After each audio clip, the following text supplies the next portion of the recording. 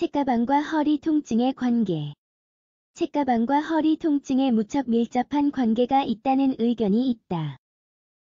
근본적으로는 맞는 이야기이지만 여러 방면으로 해석의 여지가 있다. 우선 문제는 책가방 자체에 있는 게 아니라 책가방의 사용법에 있다. 어떤 책가방이든지 무게가 너무 무겁고 올바른 방법으로 매지 않는다면 근육과 뼈에 그에 따른 결과가 따른다. 책가방과 허리 통증의 관계가 자주 언급되지만 여기에는 무게와 무게 분산의 중요성이라는 요인이 빠져 있다.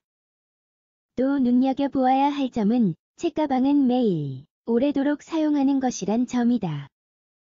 이처럼 반복적으로 사용하다 보니 우리 몸을 보호하기 위해 필요한 조치를 취해야 한다. 이어서 책가방과 허리 통증 사이에 어떤 관계가 있는지 자세히 살펴보자. 책가방과 허리 통증. 책가방과 허리 통증의 관계를 다루는 연구도 다양하다. 이러한 연구들이 공통으로 말하는 바는 15세 미만 아동의 절반 정도가 책가방 사용으로 인한 불편을 겪은 적이 있다는 점이다. 또한 아이들은 자기 체중의 10에서 15% 정도 이상의 무게를 짊어져서는 안 된다는 데 입을 모은다. 실제로 오스트리아의 교육부는 아이들이 자기 체중의 10%가 넘는 가방을 매지 못하게 한 바 있고 독일에도 비슷한 법안이 있다. 최근 몇 년간 책가방과 각종 목과 어깨 부상, 허리 통증, 척추 측만, 자세, 폐기능 등의 상관관계를 다루는 다양한 연구가 이루어진 바 있다. 이 같은 주제는 과거에는 흔하지 않았던 문제들이 오늘날의 아이들에게는 많이 나타난다는 측면의 중요성을 부과했다. 한편 아이들에게 이 같은 문제들이 증가하는 것이 단순히 책가방의 사용 때문은 아니라고 주장하는 전문가들도 있다. 이런 문제에 영향을 끼치는 요인으로는 잘 움직이지 않는 생활 습관이 큰 비중을 차지한다. 아이들의 근골격 구조를 약하게 만들기 때문이다. 주의사항. 네덜란드에서 이루어진 한 연구에서는 운동과 아이들의 허리 통증 사이의 역관계를 발견했다. 즉 운동에 많은 시간을 들일수록 허리 통증이 줄어든다는 것이다. 반 헨트 박사의 주도로 이루어진 네덜란드의 또 다른 연구에서는 무척 흥미로운 사실을 지적한다. 허리 통증을 호소하는 아이들의 상당수가 초기 심신 질환을 보이기도 한다는 것이다.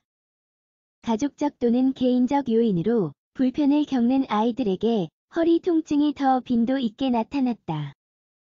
이와는 별개로 책가방의 무게와 잘못된 사용이 각종 문제를 유발할 수 있다는 것은 사실이다. 다음은 이로 인한 문제를 몇 가지 추린 것이다. 근육 긴장 허리 아래쪽에 발생하는 증상이다. 책가방 무게가 너무 무거우면 아이가 몸을 앞으로 기울이기 때문에 발생한다. 척추 불균형 위와 같은 이유로 인해 주로 경추에 발생하는 증상이다. 허리의 힘 정도 증가 어깨 불균형 책가방을 어깨 한쪽으로만 매면 척추 측만증이나 척추가 비뚤어질 위험이 증가한다. 권장사항. 아이들에게 운동을 장려하기를 최우선으로 권한다. 운동 부족은 누구에게도 좋을 리 없지만 몸이 발달하는 과정에 있는 아이들에게는 훨씬 더 치명적이다. 더불어 다음과 같은 책가방 사용 시 예방 수칙을 지켜야 한다. 적당한 크기 책가방은 허리 아래로 내려오거나 그 너비가 어깨보다 넓어서는 안 된다. 적절한 가방 끈끈에는 쿠션이 들어가야 하며 가방이 허리에 밀착할 수 있게 조정이 가능해야 한다. 땅에서 들어 올릴 수 있게 손잡이가 있으면 좋다. 구획으로 나뉜 내부 공간 책가방의 내부가 구획으로 나뉘어 있으면 사물들이 덜 움직이기 때문에 안정감을 준다. 무거운 무게 피하기. 무거운 무게를 피해야 한다. 가장 해로운 요인이다. 무게 분배와 드는 법. 가장 무거운 사물은 몸 가장 가까이 와야 하며 책가방은 양 어깨로 들어야 한다.